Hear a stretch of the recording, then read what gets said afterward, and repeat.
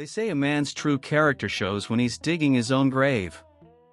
Well, that's exactly what Sam Westbrook was doing on that cold October morning in 1887, 6 feet down in the hardpan earth behind the old cemetery in Redemption Creek.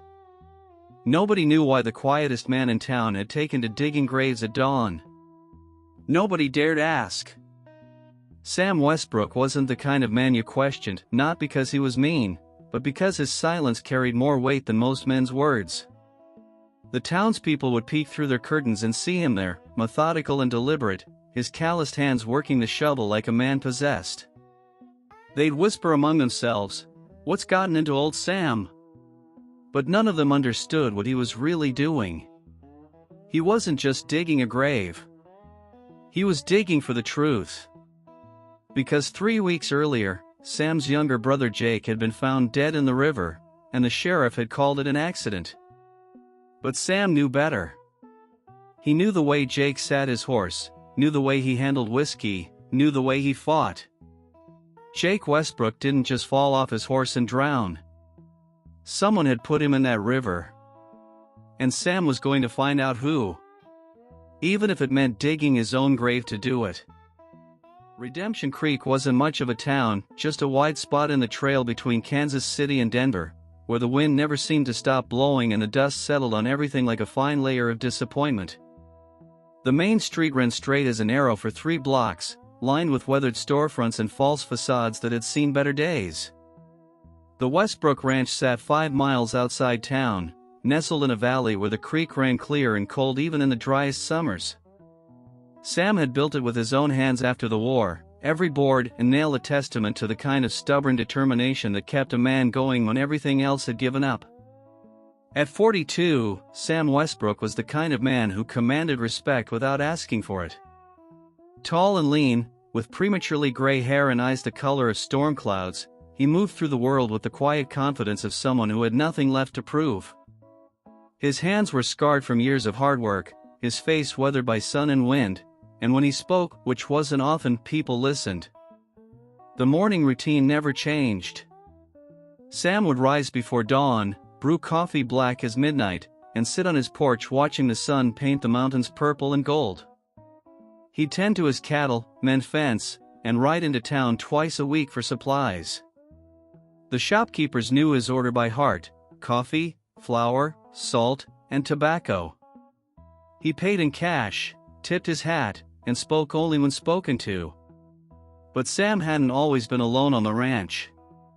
For 15 years, his younger brother Jake had worked beside him, and where Sam was silence, Jake was laughter. Jake could charm a rattlesnake out of its skin, could make friends with a fence post, could light up a room just by walking into it. He played poker at Murphy's saloon every Saturday night, courted the preacher's daughter, and talked about maybe starting his own spread someday. The brothers were different as night and day, but they were blood. And blood meant something to Sam Westbrook. The town had its usual cast of characters. Sheriff Tom Brennan, a decent man who'd grown soft around the middle and softer in the head. Doc Harrison, who'd been doctoring in Redemption Creek since before the railroad came through. Murphy, the Irish saloon keeper who watered his whiskey and marked his cards. Mrs. Hartwell, the general store owner who knew everyone's business better than they did themselves. And then there was Clayton Fairweather. Clayton owned the biggest spread in the county, the Circle F, and he had his fingers in every pot in Redemption Creek. He was the kind of man who smiled with his mouth but never with his eyes, who spoke softly but carried a big stick. He'd been trying to buy out the smaller ranchers for years, always with a fair offer and a friendly handshake. But Sam had heard the stories about what happened to those who refused to sell. The autumn of 1887 had been harsh. Cattle prices were down, the bank was calling in loans, and more than one family had packed up and headed west. Clayton Fairweather's offers were starting to look more attractive to desperate men. But Sam Westbrook wasn't desperate. Not yet. He was something else entirely. The trouble started, as trouble often does, with money. Jake had been gambling more than usual that summer, spending long nights at Murphy's saloon playing poker with men who had more money than sense. Sam had warned him about it, but Jake just laughed it off the way he laughed off everything else. "Don't worry, big brother," Jake would say, clapping Sam on the shoulder. "I know what I'm doing." These city boys don't know the first thing about cards. But Sam knew his brother's tells better than anyone. The way Jake's left eye twitched when he was bluffing. The way he drummed his fingers on the table when he had a good hand. The way he got reckless when he was losing, betting money he didn't have on cards he shouldn't play. It was Sheriff Brennan who brought the news of Jake's death, riding up to the ranch house just as Sam was finishing his morning coffee. The sheriff sat heavy in his saddle, his face grim beneath the brim of his hat. "Sam," he said, not bothering with pleasantries, "I got bad news about Jake." Sam set down his coffee cup and waited. He'd learned long ago that bad news couldn't be hurried.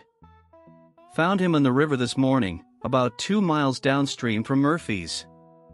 Doc thinks he fell off his horse on the way home from town. Hit his head on a rock, maybe drowned." Sam studied the sheriff's face. Jake didn't fall off his horse. "Now, Sam, I know this is hard to hear, but Jake could ride before he could walk. He could stay in the saddle drunk, asleep, or dead. He didn't fall off his horse." Sheriff Brennan shifted uncomfortably. "Sometimes accidents happen, Sam. Sometimes a man's luck just runs out." But Sam was already walking toward the barn, his mind working through the possibilities. Jake's horse, a steady bay mare named Stella, had come home sometime during the night. Sam had found her in the corral that morning, still saddled, her reins dragging in the dirt. The saddle was dry, but there was blood on the horn. Not much blood. Just enough to tell a story. Sam saddled his own horse, a big black gelding named Thunder, and rode into town. The main street was quiet, most folks still finishing their breakfast or opening their shops. Sam tied Thunder to the hitching post outside Murphy's saloon and pushed through the batwing doors. Murphy was behind the bar, wiping down glasses with a dirty rag. He looked up as Sam entered, his face carefully neutral. "Sam. Heard about Jake. Terrible thing." Sam nodded. "Was he here last night?" "Aye, he was. Played cards till about midnight, then headed home. Seemed fine when he left." "He win or lose?" Murphy's eyes flickered. "Hard to say. You know how poker goes." But Sam could read the lie in the man's face. Jake had been losing. Badly. Who was he playing with? The usual crowd. Couple of drummers passing through, old Pete from the livery, and... Murphy paused, his hand tightening on the glass. Clayton Fairweather's boy, Marcus. Sam felt something cold settle in his stomach. Marcus Fairweather was bad news, mean drunk, quick with his fists, and meaner still when he was losing. He'd been thrown out of Murphy's more than once for starting fights. They have words? Nothing serious. Just the usual poker talk, you know how it is. But Sam could see the truth in Murphy's eyes. There had been words. Maybe more than words. Sam left the saloon and walked down the street to the sheriff's office. Brennan was sitting behind his desk, working on paperwork with the enthusiasm of a man counting his sins. "Tom, I want to see Jake's body." The sheriff looked up, his face pained. "Sam, I don't think that's a good idea. He's been in the water all night. It ain't pretty. I want to see him." Something in Sam's voice must have convinced the sheriff, because he sighed and stood up. "All right. But you ain't gonna like what you see." Doc Harrison's office was at the far end of Main Street, a neat little building with white walls and clean windows. The doctor met them at the door, his face grave. "Sam, I'm sorry for your loss. Jake was a good man. I want to see him." Doc Harrison exchanged a look with the sheriff, then nodded. "Follow me." Jake's body was laid out on a table in the back room, covered with a white sheet. Doc Harrison hesitated for a moment, then pulled back the sheet. Sam had seen dead men before, too many during the war, and a few since. But seeing Jake lying there, pale and still, hit him like a physical blow. His little brother, who had never met a stranger, who could make anyone laugh, who had followed Sam home from the war and helped him build a life from nothing. But it was the wound on Jake's head that made Sam's jaw tighten. The doctor had said Jake hit his head on a rock, but Sam had seen rocks do damage to men's skulls. This wasn't from a rock. This was from something else. Something deliberate. "Doc," Sam said quietly, "this wasn't an accident." Doc Harrison looked uncomfortable. "Sam, I know this is hard, but sometimes. Look at the wound. That's not from a rock. That's from something with an edge. Something metal." The room fell silent. Finally, Sheriff Brennan cleared his throat. "Sam, I know you're hurting, but we can't go around making accusations without proof." Sam looked at his brother's face one more time, memorizing every detail. Then he nodded to the doctor to cover Jake again. "I'll be making arrangements for the burial," he said quietly.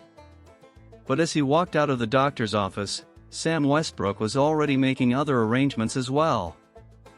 The funeral was held 3 days later at the little cemetery on the hill overlooking Redemption Creek.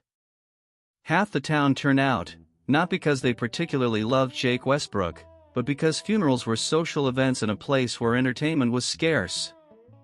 Sam stood at the graveside in his only good suit, a black wool coat that had seen better days. He held his hat in his hands and watched as they lowered his brother's pine coffin into the ground. The preacher spoke about eternal rest and God's plan, but Sam wasn't listening. He was watching the faces of the mourners, looking for something that might tell him who had killed Jake. Clayton Fairweather stood near the back of the crowd, his hat respectfully removed, his face appropriately somber. His son Marcus was beside him, fidgeting and sweating despite the cool October air. When Marcus caught Sam's eye, he looked away quickly. After the service, people filed past Sam, offering their condolences. Handshakes, pats on the shoulder, quiet words about Jake being in a better place. Sam accepted them all with the same stoic silence he brought to everything else. But when Clayton Fairweather approached, Sam felt his muscles tense. "Sam," Clayton said, extending his hand.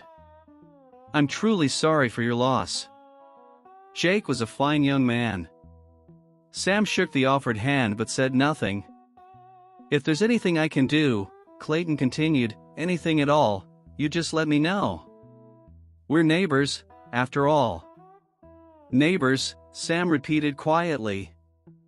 "That's right. And neighbors look out for each other." Clayton's smile was warm, but his eyes remained cold. "In fact, I've been thinking. Running that ranch all by yourself is going to be mighty hard. If you ever want to sell, I'd be happy to make you a fair offer." Sam studied Clayton's face for a long moment. "Jake's not even cold in the ground." Of course. I didn't mean to imply, it's just that I know times are hard, and with Jake gone." Clayton trailed off, apparently realizing he'd overplayed his hand. "I'll keep that in mind," Sam said. After Clayton moved on, Sam stood alone by the grave as the last of the mourners drifted away. The gravediggers were waiting respectfully at a distance, ready to finish their work. Sam nodded to them and walked down the hill to where Thunder was tied to the cemetery fence. But instead of mounting his horse, Sam walked to the small tool shed behind the cemetery. The door was unlocked, and inside he found what he was looking for, a shovel. That night, Sam returned to the cemetery. The moon was dark, and the only light came from the stars scattered across the clear October sky. He made his way to Jake's grave and began to dig. Not to disturb his brother's rest, Sam would never do that. but to dig another grave, right beside Jake's. His own grave. Because Sam Westbrook had made a decision. He was going to find out who killed his brother, and he was going to make them pay. Even if it meant digging his own grave to do it. The work was hard, the soil packed and stubborn. But Sam had strong hands and a stronger will. He dug through the night, pausing only to wipe the sweat from his brow and listen for sounds that might indicate he wasn't alone. As dawn approached, Sam climbed out of the hole he dug. It was 6 feet deep, 3 feet wide, and 7 feet long. The exact dimensions of a grave. He stood at the edge of the hole and looked down into the darkness. Somewhere in this town was the man who had killed Jake. And Sam was going to find him. Even if it meant joining his brother in the ground. But first, he had questions to ask. And Sam Westbrook was very good at getting answers. Sam began his investigation the way he did everything else, quietly and methodically. He rode into town each morning, not for supplies, but to watch and listen. He sat on the bench outside the general store, seemingly reading a newspaper but actually observing the patterns of the town. Who talked to whom? Who avoided whom? Who seemed nervous when the conversation turned to Jake's death? The first break came from an unexpected source, old Pete, the livery stable owner. Pete had been in the poker game the night Jake died, and he'd been drinking heavily ever since. Sam found him behind the stable one morning, sitting on an overturned bucket and staring at nothing. "Pete," Sam said quietly, settling down beside him. Pete looked up, his eyes red-rimmed and haunted.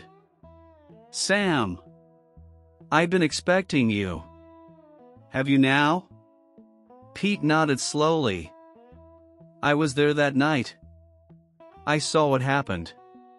Sam waited, knowing that pushing would only make Pete clam up. Jake was winning early, Pete continued.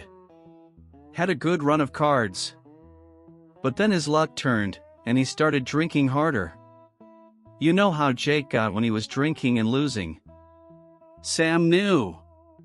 Jake got reckless when he was behind, betting money he didn't have on hopes and prayers. Marcus Fairweather was getting madder by the minute, Pete said. That boy's got a temper like his daddy, but meaner. He accused Jake of cheating, right there in front of everyone. Was he? Jake? Pete looked genuinely surprised. Hell no. Jake was many things, but he wasn't a cheat. He was just getting lucky cards for once. What happened then? Pete's hand shook as he reached for a bottle hidden behind the bucket. He took a long pull before continuing.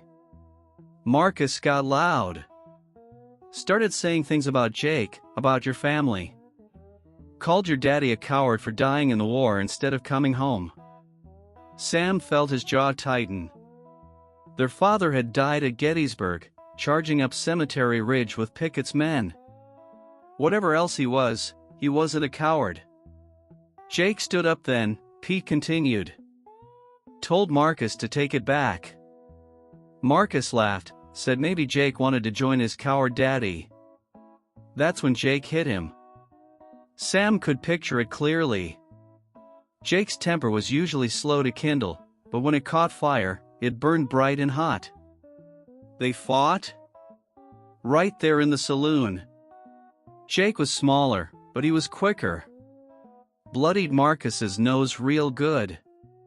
But Clayton's boy, he don't fight fair. While Jake was getting up, Marcus hit him with a whiskey bottle. Caught him right here.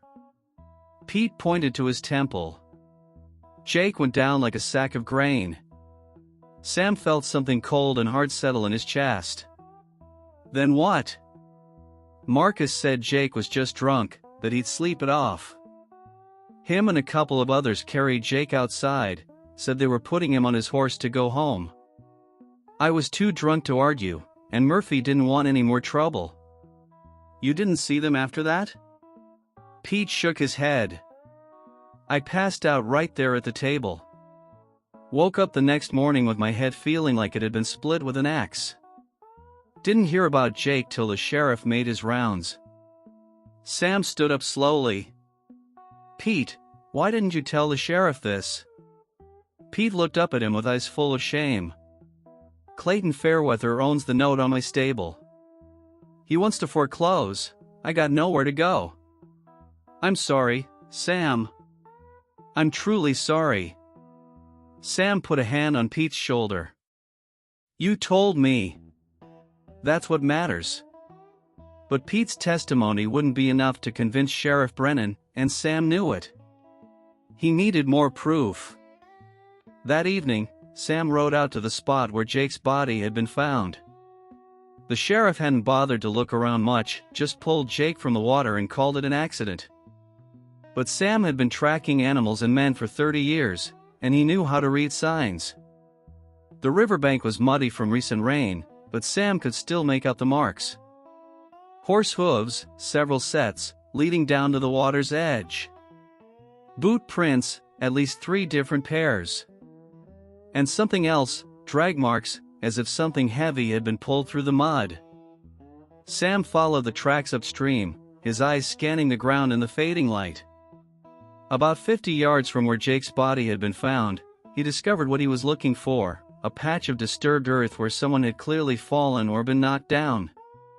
The grass was torn up, and there were dark stains that could have been blood. This was where it had happened. Where Marcus Fairweather had finished what he'd started in the saloon. But Sam still needed to know who had helped Marcus move the body. The tracks suggested at least 2 other men, maybe 3. And Sam had a good idea who they might be. The next morning, Sam paid a visit to the Fairweather ranch. He rode openly up the long drive, his hands visible and empty, but his gun belt buckled tight around his waist. Cowboys working in the corral looked up as he passed, their faces curious but not alarmed. Clayton Fairweather was standing on the porch of his big house, almost as if he'd been waiting for Sam to arrive. He was dressed in his usual fine clothes, but Sam could see the tension in his shoulders, the way his hand rested near the gun at his hip. "Sam," Clayton said as Sam dismounted. "Wasn't expecting to see you here." "Mr. Fairweather," Sam replied politely. "I wanted to thank you for your kind words at Jake's funeral." Clayton's eyes narrowed slightly. "Of course. Jake was a good man." "Yes, he was. Funny thing, though. I've been talking to some folks about that night. Seems there was more to Jake's accident than anyone let on." "Is that so?" Sam nodded. "Seems your boy Marcus and Jake had words. More than words, actually." Clayton's face remained impassive, but Sam could see the calculation in his eyes. "Boys will be boys, Sam. You know how it is." "I know how it is when a man gets hit in the head with a bottle and ends up dead in the river." The words hung in the air between them like smoke from a campfire. Finally, Clayton smiled, but it didn't reach his eyes. "That's a serious accusation, Sam. You got proof to back it up?" "I'm working on it." "Well, you just work away," Clayton said. "But be careful you don't work yourself into trouble. Redemption Creek's a small town. Easy for a man to have an accident here." Sam touched the brim of his hat. "I'll keep that in mind." As Sam rode away from the Fairweather ranch, he knew 2 things for certain: Marcus Fairweather had killed his brother, and Clayton Fairweather was going to protect his son no matter what it took. But Sam Westbrook had spent 30 years learning how to be patient. And his patience was about to pay off. The answer came from the most unexpected source: Jake's horse. Sam had been caring for Stella since Jake's death, and the mare had seemed nervous and skittish, not like her usual calm self. On the morning of the 4th day after the funeral, Sam was brushing her down when he noticed something caught under the saddle fender, a scrap of fabric that didn't belong to Jake. It was expensive cloth, dark blue wool with a distinctive pattern. The kind of fabric that came from back east, the kind that cost more than most men in Redemption Creek made in a month. Sam had seen that pattern before, on Clayton Fairweather's Sunday coat. But it was what he found in Stella's saddlebags that made Sam's blood run cold. Hidden beneath Jake's usual trail supplies was a folded piece of paper, carefully tucked away where no one would think to look. Sam unfolded it with shaking hands and read Jake's familiar handwriting. "Sam, if you're reading this, then I'm probably dead. I've been gambling with the wrong men, and I think I'm in over my head. Marcus Fairweather has been losing bad at cards, and his daddy's been covering his debts. But last week I heard something I shouldn't have. Clayton's been watering down his cattle before the stock buyers weigh them, skimming thousands off the top. He's been cheating the other ranchers for years. Marcus let it slip when he was drunk, and now they know I know. I should have kept my mouth shut, but I couldn't let them keep stealing from good people like old Pete and the widow Morrison. If something happens to me, look for the proof in the old line shack up on Miller's Ridge. And Sam, don't trust Sheriff Brennan. He's been taking money from Clayton for years. Your brother, Jake." Sam read the letter 3 times, his mind racing. Jake had discovered Clayton's cattle swindling operation, and that knowledge had gotten him killed. But more than that, Sheriff Brennan was in Clayton's pocket, which explained why he'd been so quick to call Jake's death an accident. Sam folded the letter carefully and tucked it inside his shirt. Then he saddled Thunder and rode hard toward Miller's Ridge. The old line shack was a half-day's ride into the mountains, built years ago when the Fairweather Ranch was smaller and needed remote shelter for cowboys working the high country. It had been abandoned for years, but when Sam arrived, he could see fresh horse tracks in the dirt. Inside the shack, hidden beneath a loose floorboard, Sam found exactly what Jake had promised, a ledger book detailing years of fraudulent cattle sales, along with receipts showing payments to Sheriff Brennan and several other town officials. But there was more. A second ledger showed that Clayton hadn't just been cheating on cattle sales, he'd been systematically buying up the notes on failing ranches, then foreclosing when the owners couldn't pay. The drought and falling cattle prices hadn't been natural disasters for Clayton Fairweather, they'd been business opportunities.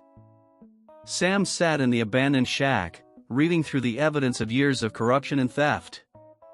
Clayton Fairweather had been slowly strangling the life out of Redemption Creek, and Jake had died trying to stop him. As the sun began to set, Sam made his decision. He could take the evidence to the territorial authorities, but that would take weeks or months, and there was no guarantee that Clayton's influence didn't extend beyond the county lines. Sheriff Brennan would certainly warn Clayton the moment Sam left town. No, this had to be handled locally. And it had to be handled in a way that would ensure justice for Jake and protection for the other ranchers who had been cheated. Sam Westbrook had always been a man of few words, but he was about to make the biggest speech of his life. And he was going to make it where the whole town could hear. Sunday morning came clear and cold, with a wind that carried the promise of winter. Sam rode into Redemption Creek dressed in his best clothes, Jake's letter and the ledger books wrapped in oilcloth and tied to his saddle. He tied Thunder to the hitching post in front of the church and waited. The people of Redemption Creek filed into the little white church the way they did every Sunday, chatting about the weather and the week's gossip. Sam waited until the last person had entered, then he walked through the front doors and down the center aisle. Preacher Williams was in the middle of his opening prayer when Sam appeared at the front of the church. The congregation looked up in surprise. Sam Westbrook hadn't been inside a church since his father's funeral 20 years ago. "Preacher," Sam said quietly, "I need to speak to these people." Preacher Williams looked uncertain. "Sam, this is highly irregular. Perhaps after the service." "Now," Sam said, and something in his voice made the preacher step aside. Sam turned to face the congregation. Every eye in the church was on him, including Clayton Fairweather's. The big rancher sat in the front pew with his family, his face carefully neutral, but Sam could see the tension in his posture. "Most of you know me," Sam began, his voice carrying easily through the small church. "I'm not much for talking, but today I got something to say." He reached into his coat and pulled out Jake's letter. "My brother Jake left me this before he died. Turns out his death wasn't an accident after all." A murmur ran through the congregation. Sheriff Brennan, sitting near the back, started to stand, but Sam's voice stopped him. "Jake discovered that Clayton Fairweather has been cheating all of you for years. Watering down cattle before they're weighed, skimming money off the sales, buying up your notes and foreclosing when you can't pay the inflated prices. That's a lie." Clayton shot to his feet. "You have no proof." Sam held up the ledger books. "I have all the proof I need." Jake hid it where he knew I'd find it. Every false sale, every bribe, every stolen dollar is written down in black and white. The congregation erupted in angry voices. Men who had lost their ranches to Clayton's foreclosure stood up, their faces red with fury. Women whose husbands had been cheated began to understand why their families had struggled while the Fairweathers prospered. Furthermore, Sam continued, his voice cutting through the noise, "Sheriff Brennan has been taking money from Clayton for years. He's been protecting this operation, making sure no one asked too many questions." Sheriff Brennan's hand moved toward his gun, but he found himself surrounded by angry townspeople. His face went pale as he realized his position. "Marcus Fairweather killed my brother to keep this secret," Sam said, his voice dropping to barely above a whisper. "Hit him with a bottle in Murphy's saloon, then finished the job by the river. Made it look like an accident." Marcus Fairweather jumped up from his seat. "You can't prove that." "I can prove it," Sam said calmly. "Jake's horse came home with a piece of your daddy's coat caught on the saddle. And old Pete saw the whole thing." Pete, who had been sitting quietly in the back, stood up slowly. "It's true," he said, his voice shaking. "I saw Marcus hit Jake with that bottle. I saw them carry him out. I was too scared to speak up before, but I ain't scared anymore." Clayton Fairweather's face had gone white. He looked around the church at the faces of his neighbors, seeing the anger and hatred in their eyes. "You people don't understand," he said desperately. "I was building something here. I was making this town prosper." "You were making yourself prosper," Sam said. "At everyone else's expense." The church erupted in chaos. Men surged forward, reaching for Clayton and Marcus Fairweather. But Sam held up his hand, and somehow, his quiet authority was enough to stop them. "This ends now," Sam said. "Clayton, you're going to sign over those fraudulent notes. Every man you cheated is going to get his land back. And you and your boy are going to leave Redemption Creek. Today. And if we don't?" Sam's hand rested on his gun. "Then we'll finish this the hard way."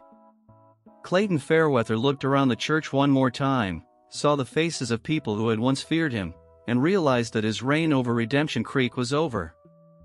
"Give me some paper," he said quietly. By sunset, Clayton and Marcus Fairweather were gone, riding out of Redemption Creek with nothing but the clothes on their backs and the knowledge that they were lucky to be alive. Sheriff Brennan had turned in his badge and left town on the same train that carried the evidence to the territorial authorities. Sam stood in the cemetery as the sun set, looking down at Jake's grave. The hole he had dug beside it was still there, waiting. But Sam Westbrook wouldn't be needing it after all.